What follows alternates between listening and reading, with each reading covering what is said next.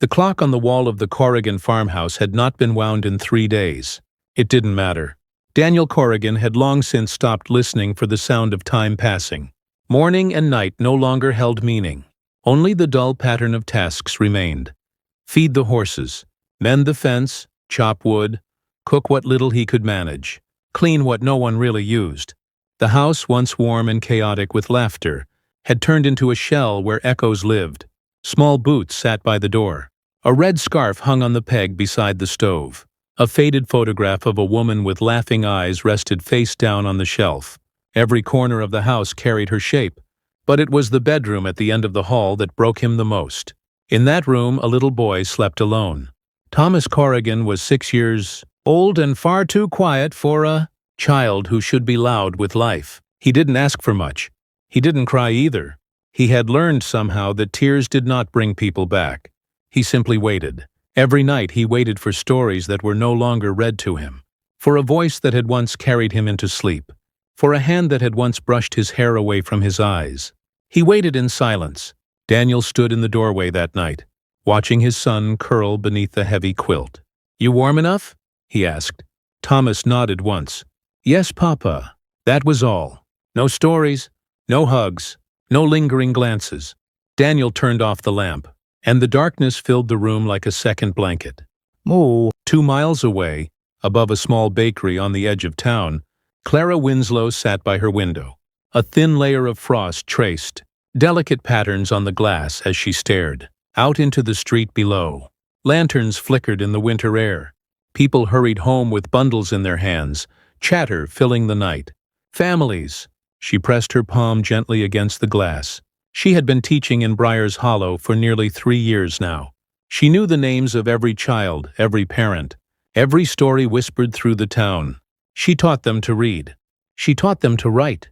She taught them to be kind. All things she'd once dreamed of giving to her own child. Until the doctor had stolen that dream away with careful words and lowered eyes. "You have other gifts, Miss Winslow," he had said. She had smiled politely, and then cried herself to sleep for a year. Now she lived among other people's lives. She watched their children grow. She celebrated their milestones quietly from a distance. But every night, when she climbed into her narrow bed, the emptiness lay beside her like a real thing. Her gaze drifted down the road, past the fields, to where a lonely farmhouse stood against the white fields of winter. The Corrigan place. She had seen the little boy every day at school. Small frame, wide eyes that never quite left the floor. He spoke only when spoken to, and even then his voice trembled. She had seen the way he looked at other mothers. She had seen the way he looked at nothing at all. Her heart ached for him, and for his father, a man shaped by grief, carved into silence, walking through town like a shadow tethered to memory.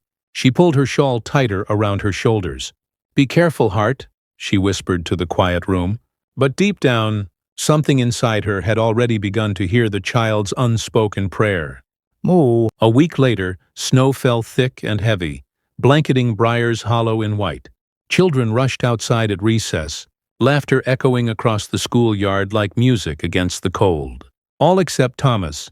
He sat alone on the steps, his gloved hands folded in his lap. Clara noticed. She approached quietly, careful not to startle him. "You don't like the snow?" she asked gently. "It's too quiet," he replied. Her breath caught. "Too quiet?" she repeated. He nodded without looking up. "When it snows, the world goes silent. It feels like when people stop talking forever." Clara sat beside him on the cold stone. "You don't have to be alone in the quiet," she said softly. "Sometimes silence is where the heart talks the most." He hesitated before glancing up at her. "What does your heart say?" It was the most he had ever spoken to her. She looked at his small face.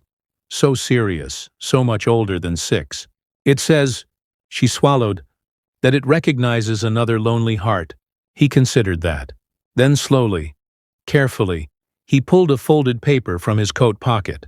Like something sacred. "I wrote something," he whispered, "but I don't know where to put it." She didn't ask what it was. She only opened her hand. He placed the paper into her palm, as if giving her the most fragile thing in the world. She unfolded it. "Dear God or Santa or whoever is listening, please bring my papa back from the quiet. And maybe, if you can, A mother, too. Just one who stays. Thomas.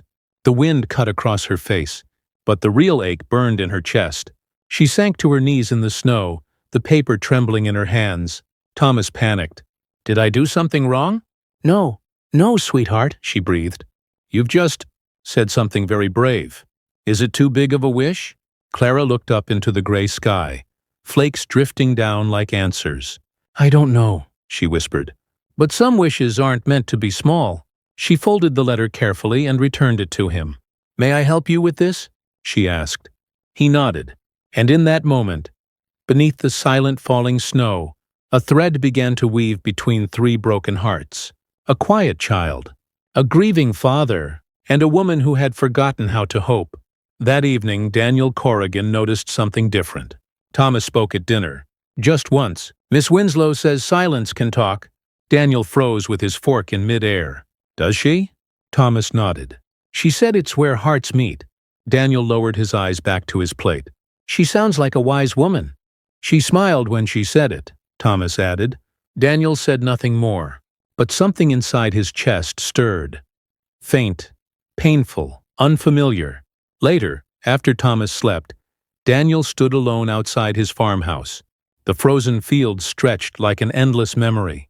He found himself thinking not of the past. Not of the woman he had lost, but of the woman in the schoolhouse. The one with gentle hands, kind eyes, and a heart that somehow heard his son when he no longer could. He exhaled into the cold night, and allowed himself to wonder something he had not permitted in years. What if life was not done with them yet?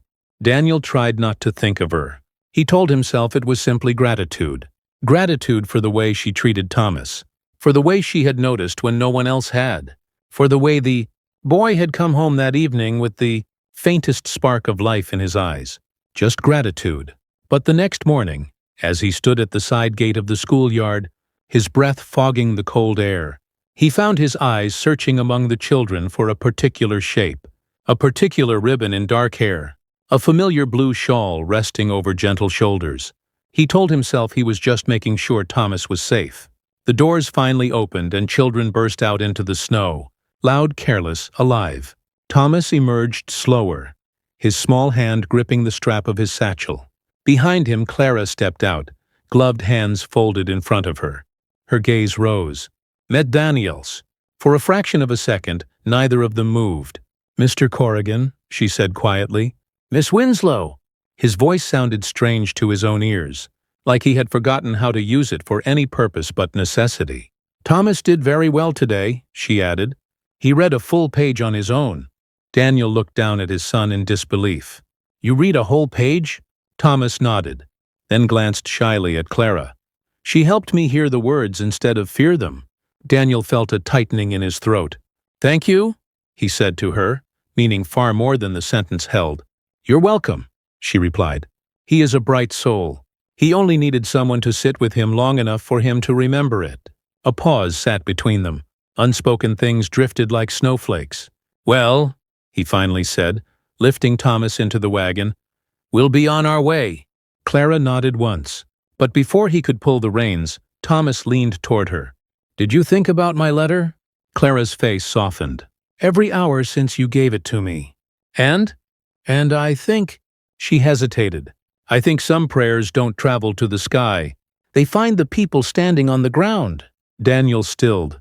Her eyes lifted briefly to his again, and in that small look passed 1,000 thoughts she did not dare to speak aloud. Moo! Word began to travel. In small towns, nothing truly remains hidden. Eyes noticed. Minds tied meaning to glances, to hesitations, to the way Clara walked Thomas to the gate just a bit too carefully, or how Daniel waited a moment too long before pulling his wagon away. "Miss Pierce mentioned it in the bakery." "Daniel Corrigan's finally looking up again," she said as she wrapped bread. "It's that teacher," another woman replied. "Always near that boy, always near that man." "But isn't it too fast?" someone whispered. "His wife's been in the ground barely 3 years. He won't move on," an older man muttered. "Not Daniel. He lives with ghosts." Clara heard every rumor without ever trying to listen. But she felt their weight. She felt it in the careful way people watched her hands, in the silence that followed her footfalls, in how mothers became protective, as if she were a threat, not a woman who had lost everything before ever truly having it. At night, she stared at the ceiling of her narrow room, questioning herself. Am I helping a child? Or am I chasing a dream I was told I could never have? She did not go near the Corrigan house. She waited for Daniel. For a sign. For permission she knew might never come.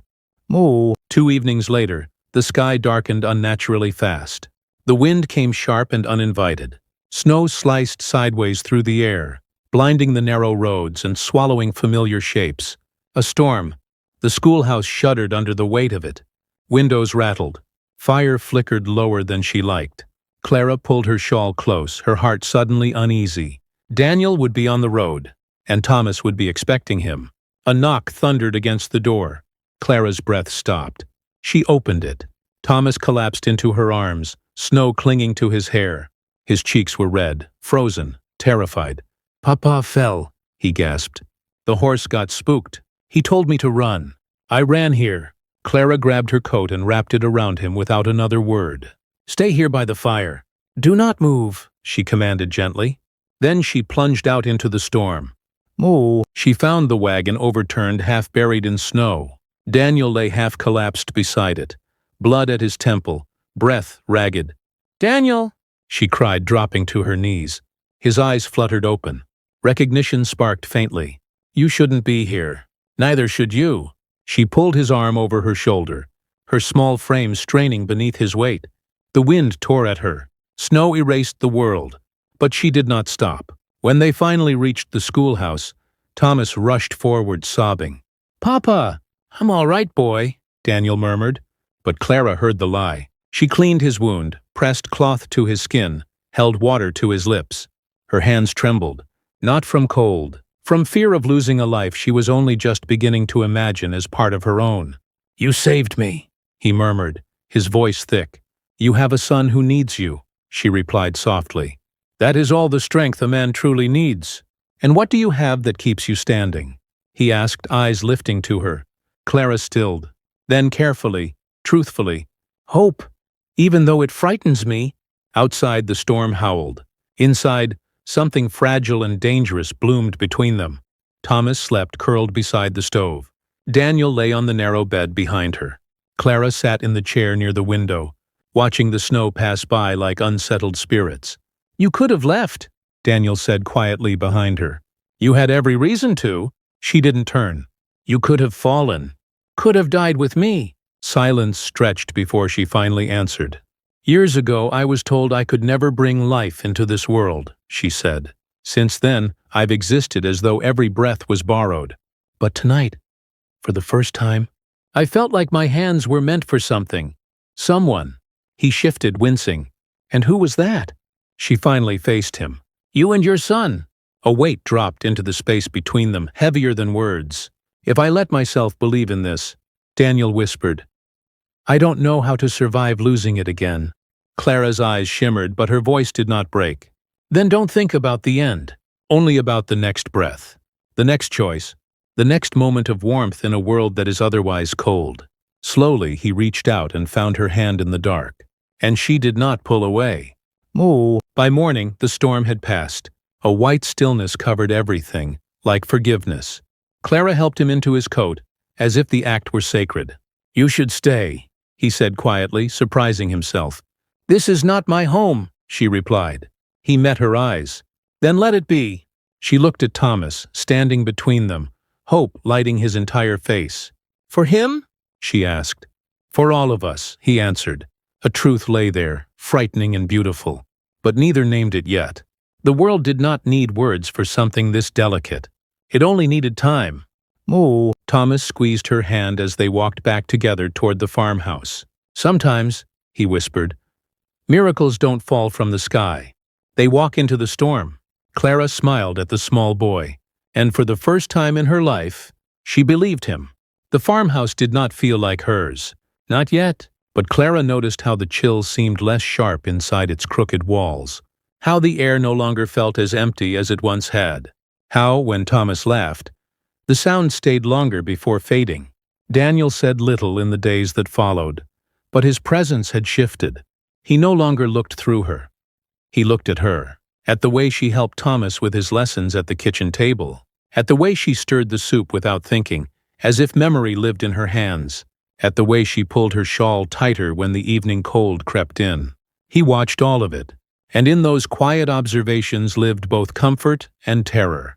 At night, when Thomas slept, Daniel sat alone on the wooden steps and stared across the snow-covered land. His land, his life, his graveyard of memories. "You're doing it again," he muttered to himself. "You're letting her live here in your mind." Images of his wife rose up to punish him. Her laughter, her hands, the way she had whispered his name when the world was dark. Guilt wrapped around his throat, tightening. He rose suddenly from the steps and walked into the churchyard without a coat. Snow crunched under his boots as he crossed to the familiar stone. "I don't know how to do this, Eleanor," he whispered to the frozen earth. "Every smile she gives this house feels like betrayal. Every time Thomas laughs, I feel pride and shame together. The boy is waking up again, and it's because of her." He knelt. "But how do I let you go without losing you?" The night offered no answer, only silence. Moo. In town, things tightened. Eyes followed them now. The three of them. When Clara and Thomas walked down the street, women lowered their voices. Men shifted their gaze.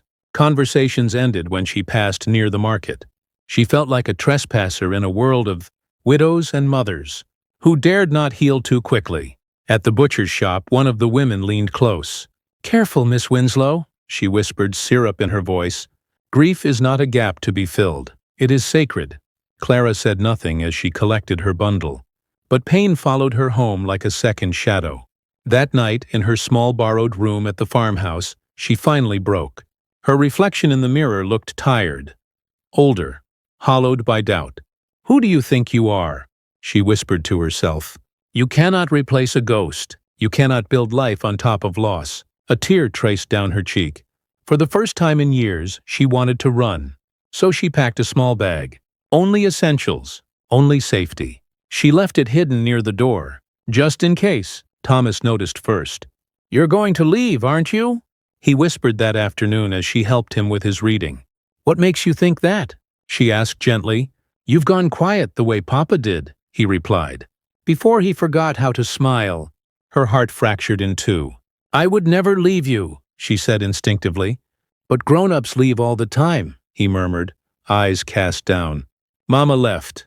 Papa almost did. The world is full of leaving." She pulled him into her arms, holding him close. "I am here right now," she whispered into his hair. "And right now is real." But her heart was already trembling toward the door. "Moo." Daniel felt her distance before she spoke it. That evening, she stood by the stove while he washed his hands at the basin. "We are making a mistake," she said, not turning around. His fingers stilled in the water. "You should not build hope on me. I am not meant for families. People like me teach from the outside. We do not step within the circle." Slowly, he faced her. "And who decided that? Fate, God, science. Call it what you wish. You've been here for days," he said, stepping closer. "You've made Thomas laugh. You've made this house warm again. And now you want to vanish because of whispers and memories?" Her voice cracked. "Because of fear. Mine or yours?" Both stood trembling, close, breath mingling in the cold air. "You are afraid I will leave you like she did," Clara whispered. "And I am afraid that loving you will make me invisible the moment grief returns." He reached for her hands and held them without thinking. "And what if we don't run?" he said hoarsely. "What if we stay long enough to see what happens?" To two broken people who refuse. To let go of warmth?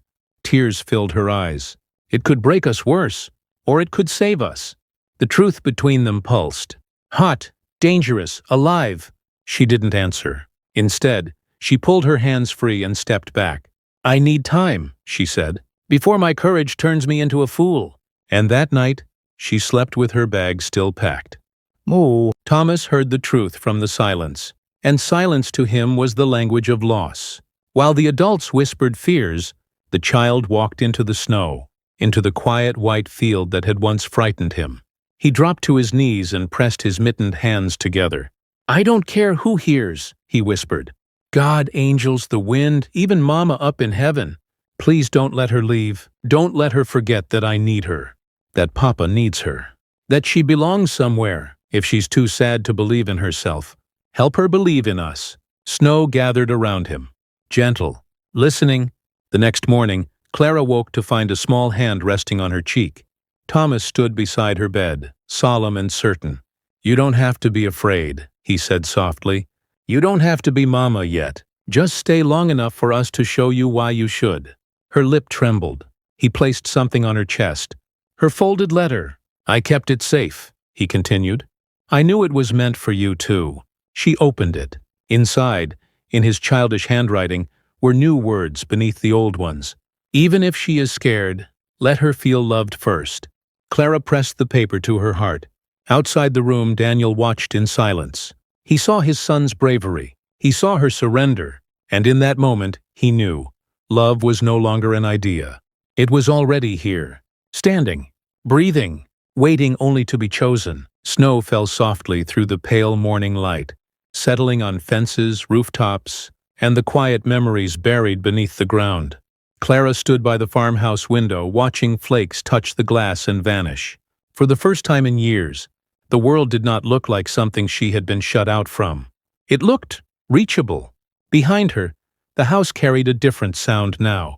Warmth in small movements, footsteps, a pot gently simmering, a child's humming. She heard Daniel's voice low, steady, almost familiar in a way that scared her. "You don't have to make a choice today." She turned. He stood near the table, his hands resting deliberately on the wood as if grounding himself. "I know," she replied quietly. "But I need you to understand something," he continued. "Whether you stay or go, what has already happened here is real. You've changed this house. You've changed him." He glanced briefly toward Thomas's room. "You've changed me." She swallowed hard. "I never meant to." "That doesn't matter," he said. "The best things never arrive with permission." Silence wrapped around them, not the painful kind anymore. This one carried breath. "Why me?" she finally asked. "There are so many women who could take your pain away. Give Thomas a mother. Give you a new life." Daniel gave a sad, gentle smile. "You think I need someone to take my pain away?" he asked. "I don't. It's part of me, part of loving someone who is gone. But what I do need is someone brave enough to sit beside that pain without running from it." He stepped closer. "You do that without even realizing it." Her eyes filled. "And what if someday you look at me and see only what I am not? The children I could not give you. The ghost I can never be."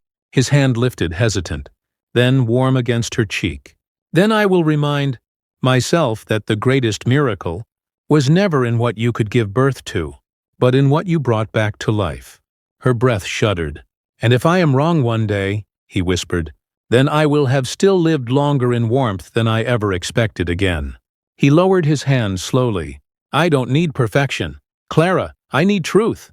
I need the morning light. I need a future that doesn't look like a grave." A line of tears slid down her face, and in that moment, she stopped running inside her own heart. "Moo." Thomas pushed the door open softly. "Are you two fighting again?" he asked. Both of them looked at the boy, then at each other. "No," Clara said gently. "We're trying to figure out how to be brave." "I already know how," he replied. "You just hold hands and stop letting go." Daniel let out a quiet, broken laugh for the first time in years. Clara stepped toward the small boy and dropped to her knees. "Thomas," she said, her voice trembling but sincere, "what if I stay for a long time, and I'm not perfect at it?" He placed his hands on either side of her face, so carefully, so deliberately. "Then you'll be just like a real mama." The word hung between them. "Mama," Clara's lips quivered. "Would you let me try?" she whispered. His smile was brighter than any Christmas candle. "I've already been waiting." Daniel turned his face away for a moment, overcome. Then he crouched beside them both. "You don't have to decide anything else today," he told her. "Just this. Do you want to stay for Christmas?" She looked at them. The lonely house was no longer lonely. The broken man was no longer alone. The child was no longer waiting. "Yes," she breathed. "I want to stay." "Moo." Christmas Eve arrived wrapped in quiet magic. Thomas carefully placed a single wooden star at the top of their small tree. Clara lit candles beside the window. Daniel split fresh wood, the sound echoing steady and alive. They sat together by the fire as night claimed the land in silver silence.